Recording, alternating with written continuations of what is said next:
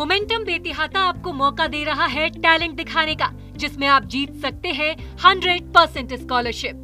जल्द से जल्द एनरोल हो जाइए momentum admission cum scholarship test में। ऐसा मौका फिर नहीं आएगा। डेट याद कर लें, 23 मार्च 2025, 8th क्लास ऑनवर्ड्स। तो बच्चों, क्या आप तैयार हैं? Momentum Betiahata, calls 6389138703। गोरखपुर में भारतीय शिक्षा बोर्ड संगोष्ठी संपन्न। भारतीय शिक्षा बोर्ड की विशेषताओं पर की गई चर्चा। जनपद में दिग्विजय नाथ स्नातकोत्तर महाविद्यालय में भारतीय शिक्षा बोर्ड द्वारा विद्यालय प्रबंधक संचालक हेतु शिक्षा गोष्ठी का आयोजन किया गया। इस अवसर पर भारतीय शिक्षा बोर्ड के कार्यकारी अध्यक्ष एवं सेवानिवृत्त IAS डॉक्टर NP सिंह मुख्य वक्ता के रूप में उपस्थित रहे।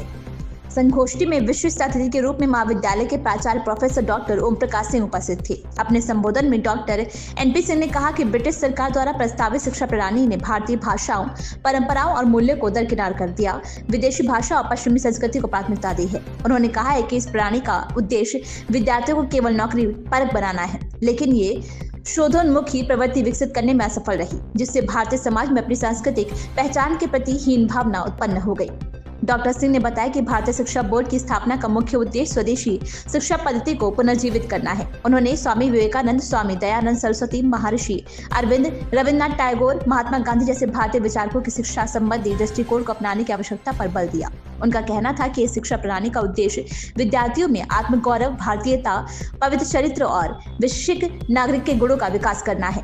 डॉक्टर सिंह ने बताया कि भारतीय शिक्षा बोर्ड एक राष्ट्रीय शिक्षा बोर्ड है और इसका संचालन पतंजलि योगपीठ द्वारा किया जा रहा है। उन्होंने जानकारी दी कि 3 अगस्त 2022 को AIU association of India university ने इस बोर्ड को सभी राष्ट्रीय और राज्य बोर्डों के समकक्ष मान्यता प्रदान की है। उन्होंने कहा कि BSB का लक्ष्य केवल भारतीय मूल्यों को विद्यार्थियों तक पहुंचाना ही नहीं, बल्कि उन्हें वैश्विक प्रतिस्पर्धा के लिए भी तैयार करना है। इस अवसर पर विद्यालय प्रबंधकों ने भी अपने विचार साझा किए और भारतीय शिक्षा बोर्ड की प्रणाली को विद्यार्थियों के समग्र विकास के लिए आवश्यक बताया है। हाँ सर, जानना चाहेंगे कि ये जो शिक्षा बोर्ड का गठन हुआ है, ये किन उद्देश्यों के साथ गठन हुआ है, क्या इसकी फिजिबिलिटी होगी, कैसे ये लेकर के आएंगे शिक्षा के क्षेत्र में?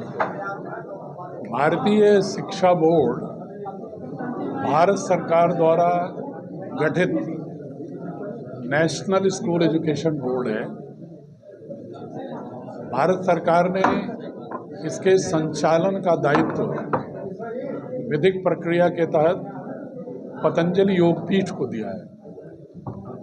इसमें भारत सरकार के और पतंजलि योगपीठ दोनों के सदस्य इस बोर्ड के प्रबंध समिति में हैं और ये भारत का पहला बोर्ड है जिसका उद्देश्य भारत सरकार ने आधुनिक शिक्षा के साथ भारत की ज्ञान परंपरा का समग्र रूप से समावेशन रखा है। Blending of Indian knowledge system with modern education, समस्त आधुनिक सामर्थ्य भी हो बच्चे में, तकनीकी दक्षता भी हो, 21वीं सदी के अनुरूप आवश्यक अर्हताएं भी हों, लेकिन उसका जो मूल्यबोध हो, उसकी जो दृष्टि हो, वो भारतीय मूल्यों से आप्लावित हो और भारत की समस्त ऐतिहासिक सांस्कृतिक ज्ञान परंपरा और उसके ज्ञान सृजन के प्रति भी बच्चों को आत्मगौरव हो, उसका बोध हो। सर, कब तक ये क्रियाशील हो जाएगा या क्रियाशील? ये बोर्ड क्रियाशील हो गया है और लगभग देश के 110 विद्यालय विभिन्न प्रांतों के जुड़ गए हैं।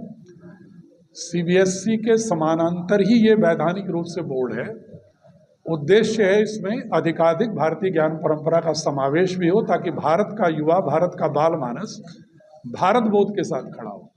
कहीं कहीं कुछ सिलेबस भी डिफरेंट डिजाइन किए जा रहे हैं, कुछ सिलेबस अलग अलग होगा।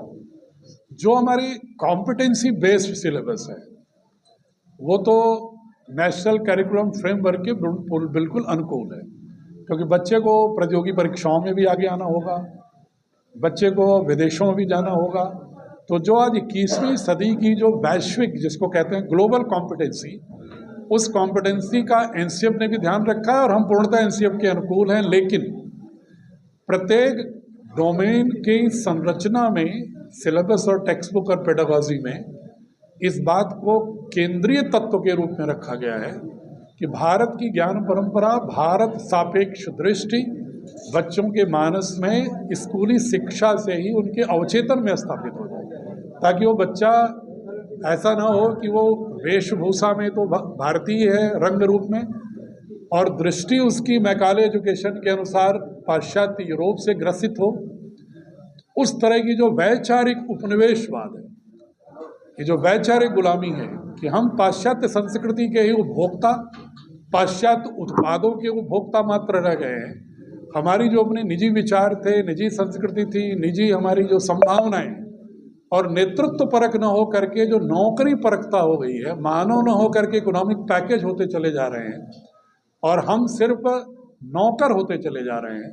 हम बड़ी बड़ी गूगल, माइक्रोसॉफ्ट कंपनियों में सीईओ हो सकते हैं, लेकिन हम उस तरह की कंपनियों को ईजाद नहीं कर सकते, इवॉल्व नहीं कर सकते, क्योंकि हमारे अंदर बचपन से ही अपने प्रति उतना आत्मविश्वास नहीं गढ़ा गया। तो इस शिक्षा का बहुत बड़ा उद्देश्य ये है कि हम विश्व को विभिन्न क्षेत्रों में नेतृत्व परक व्यक्तित्व भारत से दें, तभी भारत विश्व गुरु होगा। मान्यता की बाबा रामदेव जी की भूमिका किस तरह की? पूज्य स्वामी रामदेव जी ने ये प्रश्न उठाया था भारत सरकार के समक्ष आज से लगभग 12 वर्ष हो गए। तो माननीय प्रधानमंत्री जी ने 2019 में इसके गठन का मार्ग प्रशस्त किया, और पतंजलि योगपीठ को एक विधिक प्रक्रिया पालन करते हुए एक्सप्रेशन ऑफ इंटरेस्ट के तहत पतंजलि योगपीठ को सबसे सक्षम वित्तीय